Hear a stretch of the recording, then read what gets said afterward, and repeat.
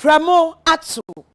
UTV so eni ye worship house Abeka Junction and crying Omemu any amanone nsem nebre aso yaboaboa no se prem to Kasiebo ye bekin kind edi amao Kasiebo this way chocolate drink cocoa papa any edi aye ye hia eye enso hye afa special ice enso e wodwa so ede nebo e wo form special drinks flavors bebre apple kakra kolanie malt strawberry ginger ni nyina de obenum bia no aduaba kwa kasankasa no nsuo e na obeti omukita emu ye de agoprama so nsem beka ho na donhwe baako entem no makenkan e de amount say Kasiebo yenhwe ensem a wo ba betie no ebie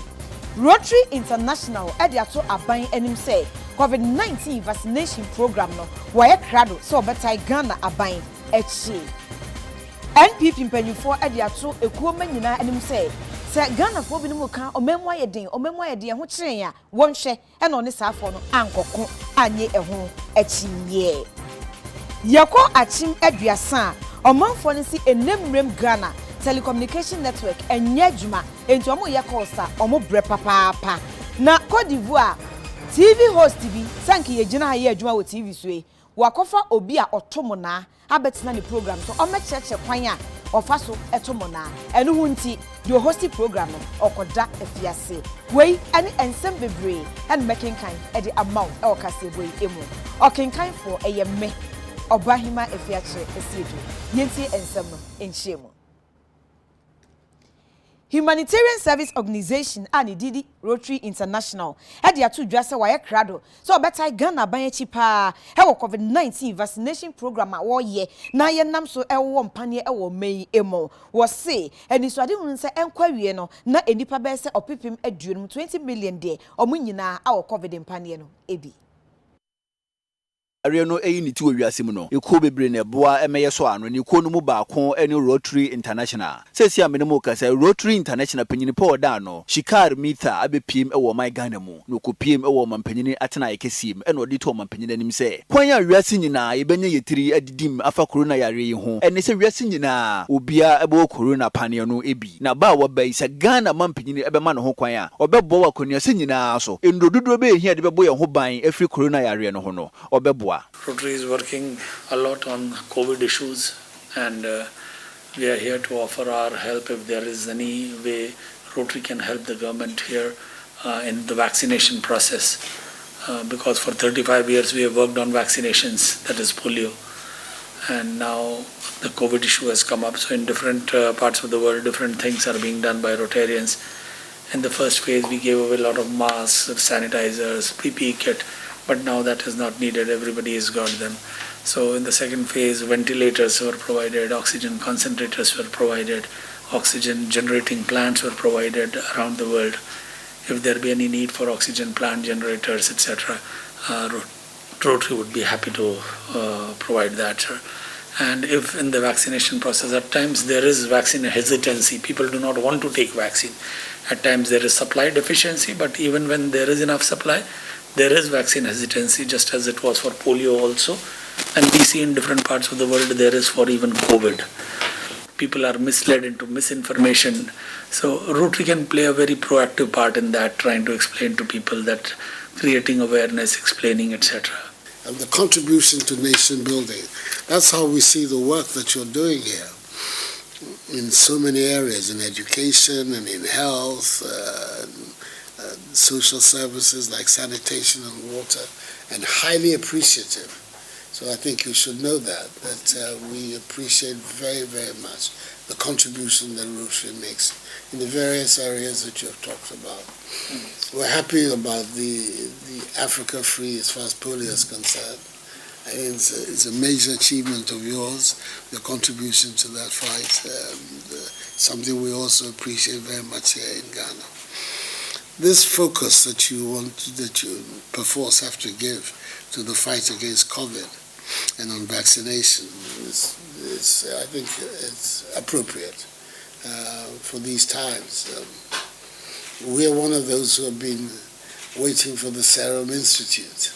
to begin to export vaccines. Yeah, because we were hoping that by now we would have had a substantial amount of the vaccines that we need. We want to vaccinate 20 million people in Ghana by the end of this year. The population of the country today is somewhere around 30 million. And if we take about a third of that to be young people, 20 million would represent the adult population. I think that if we can achieve that target,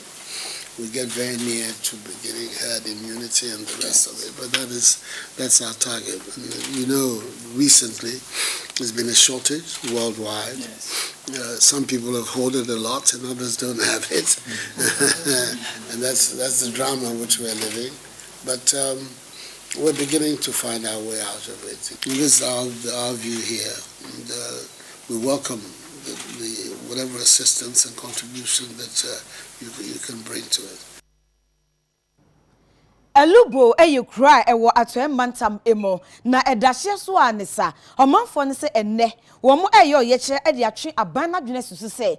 boda na se ehye ya watom no ache papa ama wondwumade nyina akansensemu a enkoyie emfa ma wo mokra na omanfo beka ya na wotwa etwemu Ketu South fo nso e de bi hihye so e fra mantam ye kire kro ya adan ya wo se boda na yatum ache Antoniata mahai Anthony Mahao.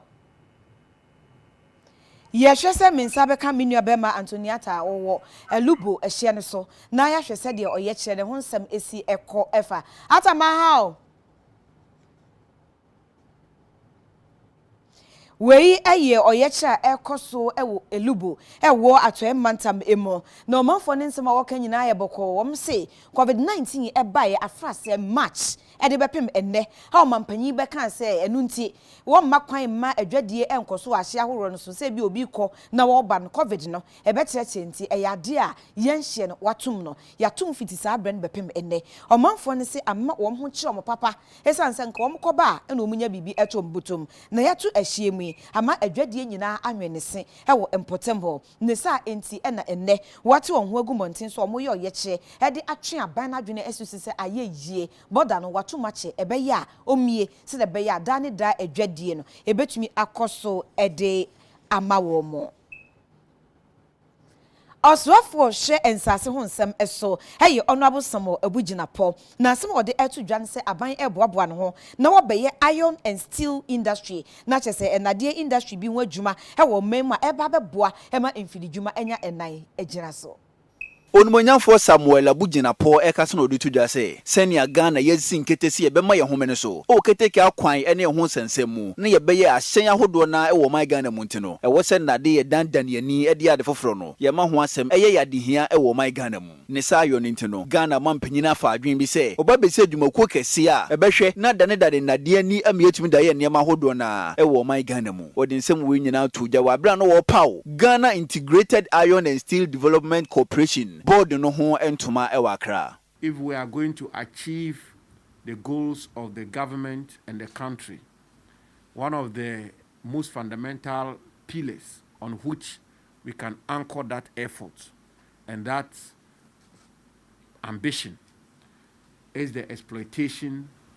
the efficient, responsible exploitation of the iron resources of our country. It is common knowledge that all the developed countries of the world did so on the back of iron and steel. You cannot industrialize. It's just as simple as that. You cannot have an industrialized nation if you don't have an iron and steel industry which is fit for purpose. I mean, today in Ghana, we are proudly assemblers of automobile. We have an automobile industry, but it's an assembling industry. And so if we are having to make or build an auto industry in Ghana and build our own cars and the rest, it means that GISDEC must succeed and GISDEC must be fit for purpose. And the iron and steel industry of our country must be in place. If we are going to be able to build the ambition of the government and the country in respect of the railway industry, it's dependent on this cooperation. If we are going to build an aeroplane industry to make aeroplanes in this country, to be able to have railway functioning and have the spare parts and have a vehicle industry. In fact, almost every major industry industrial activity rests on iron and steel. I mean, that's how important this cooperation is. And so we need to remind ourselves of the task and the responsibilities which have been bestowed, first of all, on myself as minister and on the chairman and the board members. But I should board chairman of that Ghana Integrated Iron and Steel Development Creation ano eno manyafo Farouk Aliyu Mahama okasa na odi to just say once we sin kete say ko bia ode ne ntoma bebo omodia no Ghana ye unity no we bie wa pono e de ato ho minds they are bringing so that we'll have easy access to make sure we legalize the operational aspects of the concessionaires Ghana's iron ore steel holds, and also to make sure that we grant an efficiency to discharge the responsibility assigned to us by the Act 988. We will set strategic policy directions, collaborate with the management and staff,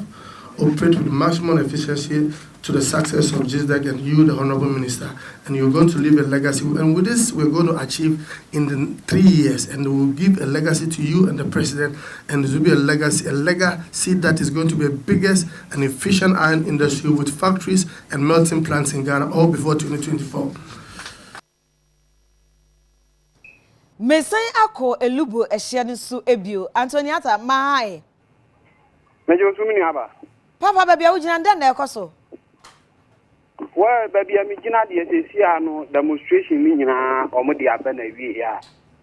amanfo ni nyina apeti akọ ogufi Demo no asechire mini aba asechire ni nyina ne se ebe mfie kakra ni na ye mampani eka se coronavirus no se ne akodiawo yade na si aba no awo se otututu ya hie mu na yetimi ebo ya hie so ban se ne ebe ya yade no emewuruwuram anunti somewhere March 2020 and to land borders nyina mu na adwadifo a ewo libo ene ne mpatamu atwan for now 1 year 5 months ena ye woman na agwadifo ni nyina o masem nyina no se obefie mu ewo alibo a sisi ano ye ntwade na watimi akase wunya bi e de ahwe o masku ene ye ntwade nso na akase wakase wudidi eyi chop money we ye be ma ama omunyuma nyina ayeden aye basa baksa omukofa ba ya ansa na ye to border num asei omukofa mpaboa asei omukofa niema yedi ni nyina achesei bank fo nso edi o machi eji o musika banglo no mudi edwuma o mudi o machi eji o musika o ma twen asa nka papa no ebe die edwuma boda no nanka aye adetofo a efi kodibu amamu Liberia eni Guinea eba dani de nyina no o matini aba o ma twen enya de se o mampanyi ebi eye boda no e de amomo ne saade a so mo no na ye no boko na ontia ene na o mbeti o mu hu agumontin so aye o ye kire e de akira ban eno enam so ma ene omo etimi ete omo hu agumontin so a omo eye peaceful demonstration a omo present omo petition na e de ama eye MC a owo Jomoro eye district aye freno Honorable NS Coffee na ono so age aka kire omo se ne ewom bia rebekwa akoto aban anim na ne aban beka bia so obeba abeka ade akire omo na petition nim no wo mu se nyame adom na se 2 weeks time o man ti bibia de a ene na kago kasa o man panyi ema o mu di afusane wo kwan no so no o mu nso o mu enya de se kruman for na se businessmen and women o mu elibo no o mba makwan ama o mu nso atimi akọ ata emi yasa osi o mawie nka minim so di kan ni o mu twetwe nkoma o mate se COVID-19 cases na apagya ne mu ana sabre no mo hwese yemie border ma wo mo ana mo nti bibia sa omo nsem ni nyina ne se yade no ne kase efri ewiem na baaye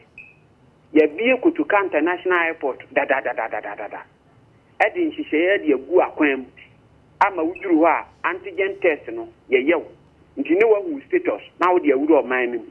aban no abie ho adenti ene wo mebie ha de no no mfa saa hihye ni bi mfa wu akwan mu na yentimi enma eye bibia ntimi nkoso senia ekoso wo airport wo ebiem sesi ano ye wo unapproved route bebre awolibo ha migration for ne baabi na enyi baabi aso no mbehu sesi ano so obi kita atuo omo edi koke bewuro omanim omo di wi bewuro omanim a enya de se ombehu because border na nkata no enya de se ya bi nti eya de se omo de bokwa akofa on approved route abewuro mu omanim nti ma terrorist attack nso eye ade a ehia omu yi papa eno na nam so omo se aban ni mie border no na bibia entimi ennem ene Anthony Atta ebe ma mo ene ejuma Yamani before Anthony Atta ono ene to yenkra efi elubo ehye no eso yenko ensemfoforo emwe deputy majority leader o mrashebedwem ha ono aso ye mrashebedweni ewo futu abaton pesua eso eye honorable Alexander Afenyo Markins nasema wo kan se wuhwema NPP aban ye hihye pa bebre enso ni nyina emu no omanfo bi e ka so omho kire omo omanu aye den ento de futu e ma NPP mase se Ghana fo bi e keka sansem na wonhwe ene wanto anhwe wonso ene womo anko Deputy Majority Leader of Parliament awonu ankasa nso esaye Mrashebedweni ewo efutu constituency Honorable Alexander Afenyo Markins pache se aban egusua bon homodin ewo man Ghana mu nanso enipa dodo na enso enom ekase ne aban no eye no krampo no wo mo enhuye a emfaso bia enhyeda emaso ewo mo ebotom enti wo mo ho ekiro mo wo se sa ensemi ebededwa ma obi a enkanka MPP penifo ene MPP Mrashebedwafo mo emfa ne trasa nemu womu ehwe na adwumadina womu ebeye ewo man Ghana no eno eso ebeba mfaso ede ama amanfo a womu eti wo man mu na sa dwumadi nyina ekoso ewo mra MPP Mrashebedwafo ede workshop kase bi ede share so a eno eba so ewo Rock City Hotel ewo ayekwawu na mra woguso a wokasa no wo se MPP communicators ni nyina womu emfa ento wo so na adwumadina wo mampeni His Excellency Nana Adodankwa Akufo-Addo no womo ebeka ede akire amanfo. While these concerns are sometimes unfounded, unpalatable and unjust, there are times that they are a plain truth, and by this I mean that they are realities facing many of the people who voted us to power to serve them in our country. Therefore, I urge every one of us to see such comments, but good or bad, as stark reminders that while we have done a lot at various levels to transform our country and the economy fundamentally, there is still much work to be done. Whilst at that, ladies and gentlemen, we must tell the good stories about the record number of Ghanaian children successfully graduating from our senior high schools free of charge. We must tell the compelling story of the new rail tracks being built around the country. We must tell the story about the new cocoa production record we have just set. We must tell the story of the modern and relatively cheaper district hospitals being built across the country and many more. General Secretary Emma New Patriotic Party, Ora John Bodu, and so added to just say MPP, Mrashebedwafo nyina no, womo emo mani enda ho, ewo Mrashebedwafie, na nomo eye nyina no, emfa mfasode emro mo ewo constituency. Exercise in ensuring that our presidential transition is smooth, which has necessitated the party to develop code of conduct. We consciously added parliamentary aspirants that they are also forbidden until the National Council, through the General Secretary, opens nomination for contest in constituency that we have sitting members of parliament. We're going to ensure that the necessary disciplinary processes, if anybody is found to have engaged himself that is in breach of the code of conduct, to let the person get his day through our disciplinary committee up to the national level. All this is intended to ensure that you are able to continue to work on behalf of party and government and have some peace. Yako PNC amanyoko no emo yenyane ntie se enura nsentwefo nhyiamudie bi party no e de hihye so na ekowi ase na wo mu Greater Accra Regional Chairman Bala Mekanka wako borura nhyiamudie na se a wo mu susu se obesei nhyiamudie no na meni opanyi Bala Mekanka etwetwen enkomo opanyi UTV so ni mahan bibia bokode Bibi aboko me Yɛde bato nyame ase. ni cheda nyemu but me be free mu sa. Ye be fa ne sa nyame ado ye te ase die. Yeah. Me ba cho enra obotaye ensenti a ubowura meeting ase. Ka ukose no anadai. Thank you very much. It's just unfortunate say the SCF MPNC no to be frank na enye. First of all, Oma invited me and I say meeting in a communication director no sure me say meet omo be press conference. Fine, me ba late mum. Even though me buy no media akunya na meeting na but me edin na man ka hwi but no say communication director no. Ostati bubobo asem no. And I know said the okano bebre enye no kware. Bebre the omo kan no wrong.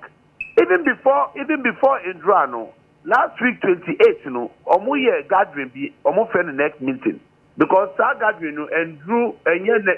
friend the next meeting. Because omo to me and for me quorum. So they have no right or locals to suspend the general secretary. Intina mitu onum and I mean say omo ka general secretary na asem abra asem the omo kano sa asem the omo kano enye no kware. So that is why me ready objection one. Opani wadaroma ansa na enura meeting ne beba so no. Wo ne communication director no. O how kakra bi o ho. Debi ye ni how bia o, but the problem is that your party constitution no, your regional chairman no, your two missing leader no. Your son was two missing national chairman, even general secretary. Into ye no na bet me eyi. And after suspended, then a bit more suspended either the leader, national chairman, or the general secretary. And Danka,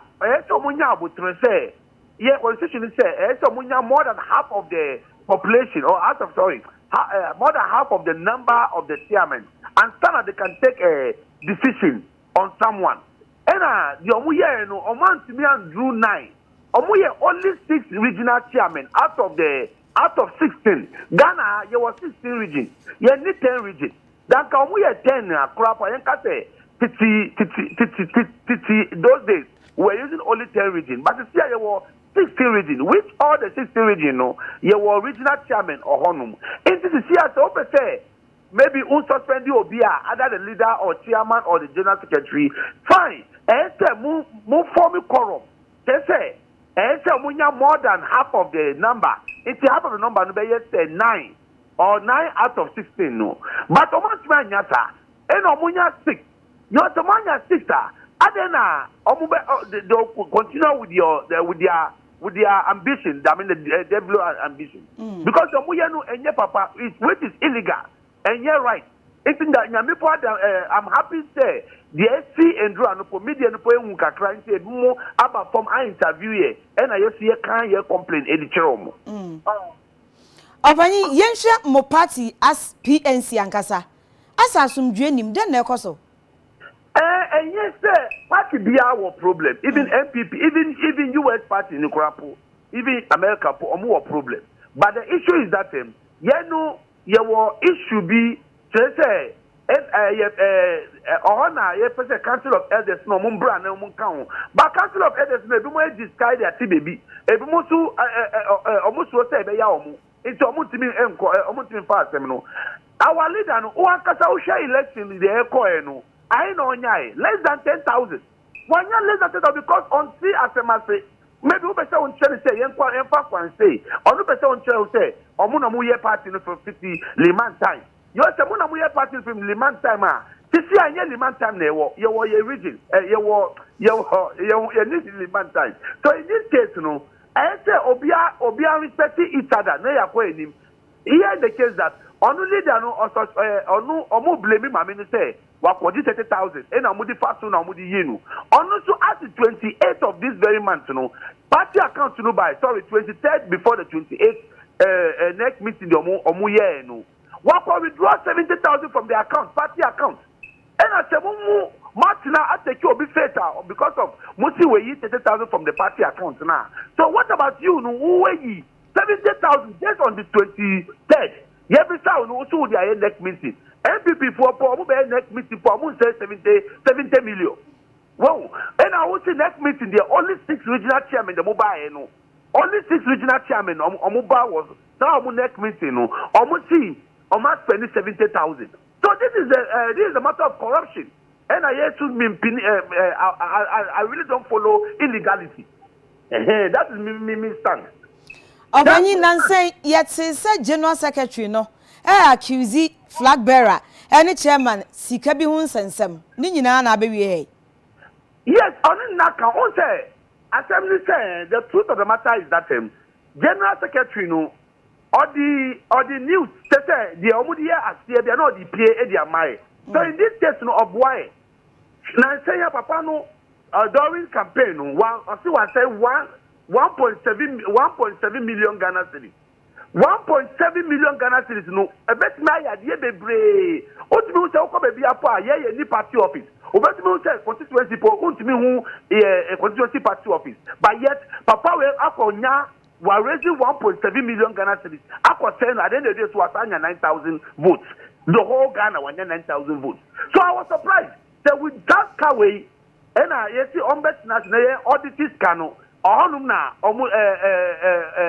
problem with that woman. Me, I'm not against my suspended general secretary. I'm not against it. But my problem is that dan ka omo fa mrakwan so na omo pese omo yi general secretary no dia. Me dan ka me ni problem. But because of omo fa mrakwan so na omo pese omo use to obey and I say patapa kwan so no omo fa yi sama me no. That is where my issue is. Well, and press conference, me na me Greater Accra. And press conference for me region. Fine, Oma invite me. But me nyaba ohonum eti onum ebetinatino. Me original chairman be na omuti odie. The omuti bibi no omuti obi mafi Western region, regional chairman part to Western region. Ebi mafi baby upper east. Abetina ohon water meeting no. I me Greater Accra me meti anu po me nimhwi. Wow, so I'm surprised. And then Omoye that press conference, no, for the MMT no cry. At in 2010, 70,000 Ghana cedis from the party account. And at 28, and I'm organizing next meeting. You to see Obi some 70,000 na yes I shall meet the mu TV so is there no. 70,000 and I yes coming to we. If there is means that we are even richer than the MPP. If say but me 70,000 and you are a meeting like this in our own party office and yes I are current to a baby by a party office pay. So it means that no quality anyone.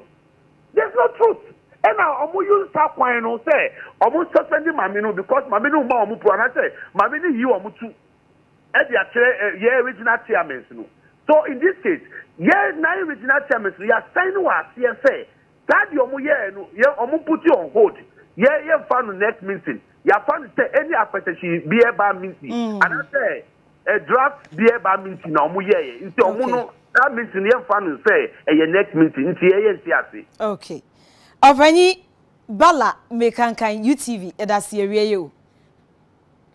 We a Greater Accra Regional Chairman Emma PNC Amanyuko no eche ye bekoso na de ebepie efi mababia nso ye de ama ahwefo from to breakers ye boy efi UTV so e wo ship house abeka junction ye toa ensem no eso timamfo mo amoama e wo Kintampo South Mensin emu no omo de ade de e to Ministry of Food ye Ministry of Road and Highways akwan ene akwantimpon aso ye nanim say omo kwan enye na contractor ne kran so adi adwuma na to bebre onye omo papa omo pa ontwa nani na omhwema wo ye kwowa bi kura enam say ya kwade nyinti ubenya ka odin boko wo nyane ba na akoye haw because ya kwan ni ya nke man sa nti yesere na omoaye na ya kware no omeye maye na amanfo asiriye say ya tonkwase aba omo so be na omo ameye hweamaye nti ya pena na asem turo sare tena konya ni nti ya sere na nada wo ma omra meye maye na wuwo no dos bi wonum ya de ka no ya be peka ya nsuo to de kura na ase ya asem no we kwakran disi fo ba ya no mo digrida be bia sese kware he ni me yedrobani wusi se wo kwa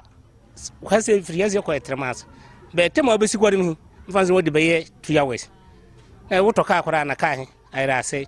be ye to ban wie ya ngu se omo ye kwan be omo so omo kwa kudisela so omo emae na kwari die on ka so mba be ye die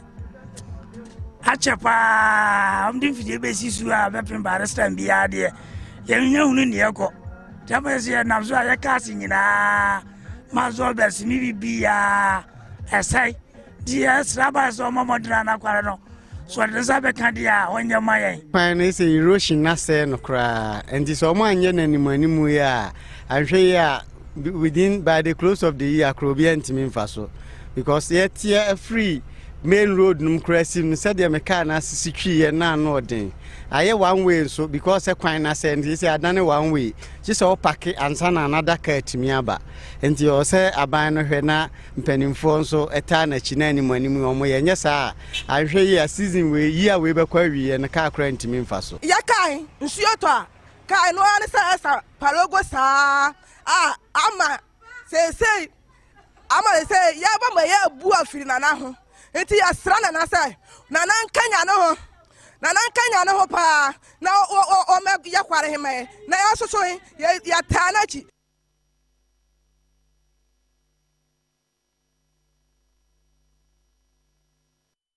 Mesan akọ PNC amanyokon mu ebio Mark Ousu Akon National Youth Organizer Mark UTV suni mahai Mejo simi nyaba ohoye nyame adum na mpacho mo nso Nyankopɔ adum me hoye pa Madam ma PNC mo party ne den na ekoso yo ma memfa afanye na memfa mafidie finchia Ghana so nyina wona nya adagire ne bre CCTV ho ehwamo na memfa ntia kase nso emfiri PNC amanyokon na akache Ora David Apatara our near immediate party flag bearer and the current leader of the party and as a chairman Moses Daniba I say empower munchia and come of video to Magana for you. You so beside the PNC then of course to appearance the mobile say Aberwajo. The channel say Ben and Sandy Cafe and a PNC Amanyuku employing for the National Executive Committee of the party this year 28th of August. Our not hall. Akoye party shemu ekosundwin fane be pass my party meet me akonanim na as part of your discussions me yesan mu and say in general secretary are conducting ho in a manner amfa obu ambre party and nti ebehwe nanti ye disa enkomo no so enu mu no na mpenifo ye say general secretary misconduct our conducting ho and niema ama party no eden gwasi abre no also it me na ya twina so anunti party share mu no decision taking is ye betwe ye nuaba ye national blaso na eno ne say ye ma no indefinite suspension do ni kasa se won konkoti na fie na won konkodwe no ho na won ye betumi aye adwuma no ye mama akwanya no muntumi nya adwuma no ma pie Obanyi wadarma yensha mo party constitution e ka say bia enipa be nsia bi enipa nwotwe bi esanse mo regional chairman say mo twehia ya mo si sa gina no manfo mo koru yo me da say em say organization bia wo structures and constitution ya the boss organization no bra na na chene say in 2015 ya for national congress wa the core congress no amendment of constitution by I mean 2 years amendment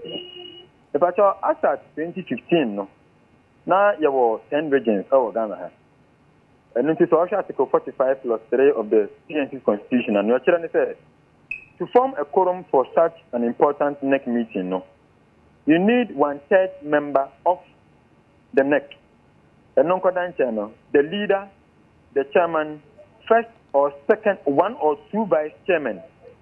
including 6 regional chairmen out of the 10 regions. This is 6 regional chairmen out of the 10 regions, and it will form a quorum. After 2015, near 16 regions and near 10 regions. The person is more. Oh, says I brand the net 10. Patrol you made access. Now, say I 10 there.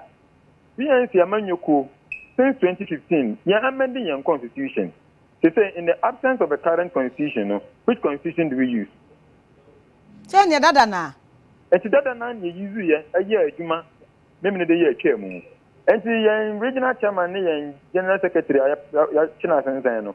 Omunina so, Mujina so, a day chairman so say, young for me kurum no, naming whom the Diagina. And no Kodanchen, it is never the fault of the PNC, said. An executive instrument issued the office of the president by a court parliament. I'm a parliament, and so I'll prove it. near the call back to the president's office for consent, sir. You have stress additional regions and Katen no. As we speak, PNC Enya update and answer on amending the constitution. And we cannot throw away the old constitution because there are 16 regions. I update the engineer to constitution. Yen bisa baby, and yen kasa to me baby. And you know, we had 6 regional chairmen who are to be part of the formation of a quorum, and they were all present. And me part of your former quorum and I am former quorum. Ma yemfa no nko ho na yenhwe ade mo ye ade no e won kran ade na mo kran mo chema nankasa no no beto obamu te se mfa nse ohoho sa na e course Yo program I no was to have a press briefing and honestly a friend some telephone and share mu na ne ye de position bi to just say you suspend the general secretary no e won so no so na mfidie so ano no so bodede edi atem edi mpenefo atem edi party fo nyina atem se enya de a wono gitum se ya suspend no na se de mo nyina mo nim no media for no de no mo na ye adwuma e san se memintimi nse baabi enka se no manim pie ye mo madwuma se ye betimi ni mo dinkuta ho na mo ntimi atumi aka kire Ghana fo akire mo akire wono ene tine mo banya se no na ye friends mfrefo nchie mu na kire mu nyanti a yetimi suspend the general secretary the patrol program bi sa no yantin some regional chairman and yantin some regional secretary and as organizer a party mpanifo and a shimu and ye yen central phone shimu and on to bedi 37 previous yan regional chairman onyani pa kuma and also an officer of the party at the regional level and to be in no kwan so mbra meeting ni bia na se wo mbra ni en central phone enyin shimu na mom ni atia ne se en central phone shimu ayeye no no no support general secretary say ya chana sin zanjiro no person obey stay program no na mamempa kwenye su na Obanyi mamemra mene na kasa sesi a o kire se nye taya o tai general secretary nachi na ohu mugina esie nse illegality before you ye no yo enu tino si e kan bibi se e illegality a na tie ne se party bia na ye de amamra na ye adwuma party bia about structures and you sabi sabi previous bia meti na se yemfa ne so mamme na na de dem kwaku fa ba bibi ni wanye ni ye a etimi gina ba bi edina tem ana so se function be a cost na a president and a AD nim no waye na me say okay agenda 111 and as a national cathedral yesi no me bonye so enu nti no o mampani e ka te so da na maka ko gina wa na me say me ko say program me pa so say na ye no there are structures there are procedures and there is a constitution that guides every organization including the People's National Convention. Opanyi yensha de objection na o raise o meeting na se kire se munsem bia mokeka one mo nya adwen no e ma meeting ni se ya na e bia e kwan ofa so e ka no me nte wona se ye regional chairman baba ye no anka party no kan bia so ana anhayen kan bia so ne tie ne se decision national executive committee e taking the 28th of August say ya tie general secretary na sense no eno dewro ana ne ye pe abo Akyere Ghana for through the media. Na media for so by part de no kwanya me mebbo mu nyina ba so se emra obaba ye sa nyema ni nyina no media for bu anfu e ba bia nko mbofu ba do mbo anfu ezan se omuhu se ne na ye regional chairman ba ba ye no na nya ade a emre mu no e betimi agi atum na afenso enche yie enti yesere wono mo emom nyina agitum enti anya de se ye program na ye no kwan bia so se nyobe ye ni nti no e betimi ama ye general secretary asan so ababa to hold the position as a general secretary. In the end, Mark, many opinion every crowd said, "Ya mokoye ye no, omu nyintum, ombesa babio." Mobaka ne say. Empenifo ka se be ka se abo bia be wu aya na opre. Mejime di se na otwe atwam yi ada se memenda na se kwesi ada wuti fufu kakra. E de live soup ni akokọ nam so ere. Na akokọ bia nso a obefunu no, se be se mbre bia so wonan sinu so na wo twa ne mene kra no opre. Abo awo no hu pa. Wotu no brona boniti mu na se ne tipacha enya mu ha no wu ya na wopre enu ti apere ne de ewum na ze mo nya madwi se mo masum dua ba party no nya chene se ukwu akụkọ ni wie na se wopre na no hoto na we den wa from this is not the first time I see in any other political party in Ghana na no kwase ma wom ne se in the democratic process and principles no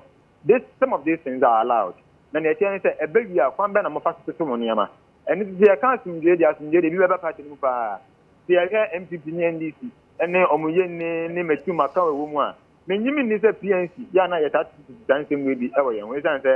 yɛyɛ amanyoku a yɛde yɛ ho ɛni nsɛm ya yɛnyɛ basabasa yɔn so ɛno nti asomdwe deɛ ebi wɔ party no paa na nokura nie na nsɛm kakra ɛna nsɛm ayɛ basabasa a yɛhwɛ kwan na yɛbɛfa so a yɛde nyama bɛtutu ɛyie. Mark Owusu Akon, National Youth Organizer, UTV Edase. Opanyam ne de bon komoye eye National Youth Organizer ema PNC amanyukuo no na meko ensemfo from dia gomwa de hum e wo gomwa central e wo mfimfin mantam no emo e ho ane makogine na empanyifo wo kire so mo kwan enkoyie kra ama wo maho ne die won nsam ato apen e na eno tete koda baabi o mbesiesie mo se ajanan bia ene ade no eno nso en makra empanyifo ebetumi aye ho bibia ene enmanum ya wadaroma o mehwema wo okwan no ha ye papa na aya na se e botu aba time bia obegina ha no wo de okwan ye ba ya mamam na afidi ye hu de wa hya se wo ye bibi na mmom onye ya bope nti ye sra ban ye kwan no onhwe na fi onye me e contract din kan ba ha wa bra ye botu aba no oba ba kwan no mobogum no kwan no ha o che se anyo bosu mu ba so ba hya se wa ye kwan no nso o we no ada wa ja kwan fi wa ba se kwan no kra me onu kra no ba se kwan no kra sisala onhu deda ho ye kan na aban no so mamadin no mbo anye wa afi oyi ye to mi ye station or police station or ya yiri for police station ya yiri ti asra aban na ya na DC bombo ye ko na fo ye kwan ti ye besere aban e wo ye kwan ho wa dada yen a che afi biala o contractor baba ka te so no woko won ye ho hwe na afi na ye hu ne de what the contractor what no aba besido a wo ye na mpo no adwuma wo ye no yamukoma no ya wura hyem ni sha yebde nyama edikan a ye hu ni nyama edikan a ye hu ni ti yesra aban afi yesra aban na ye ka kire aban ne de da hom ma ye nsu ndu nanim na ombo an e wo afi nkutan de pada hom ye hu kota ye mpenda da adwuma se afi meba no asa ma contract workers na gugu ho a wonye bibe misa wose wo meba ya asa ti yesre aban de onfa ne nansi fom na omboa na homan na ni krome ha mo wo ba goto aba numu no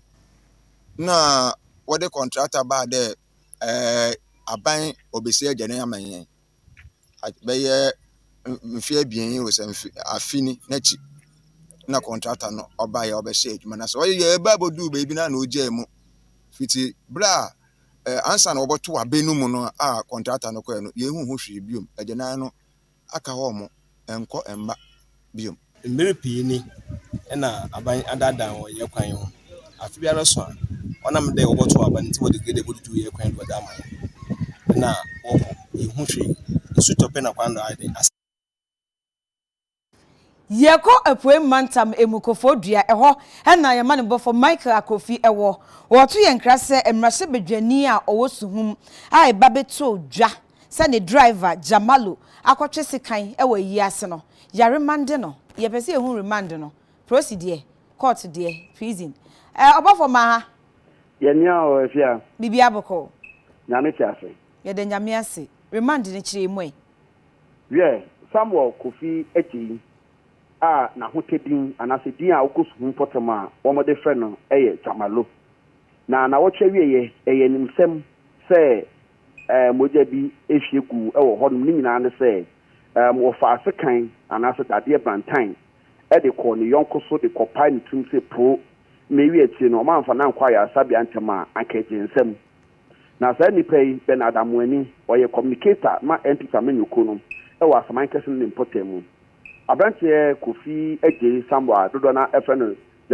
ye freno se Jamalo no ojane ye de ne hokosi kakra edra na nyame chade o de ne hokoma posifo a won musu hu na posifo bo na chi de ne ba Kofodia se Kofodia posifo atraye na wo se fata se wokom entenda nwumre o ma ma ne bill na no pay asese